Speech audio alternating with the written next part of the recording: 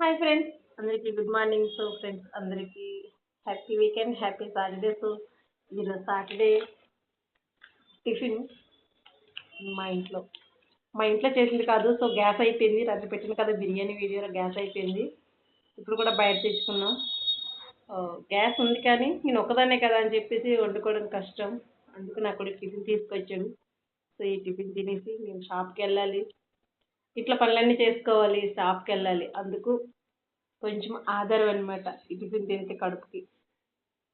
అందుకు తింటున్నా. మీరేం తిన్నారో కామెంట్ చేయండి. అలాగే నా వీడియో నచ్చితే లైక్ చేయండి.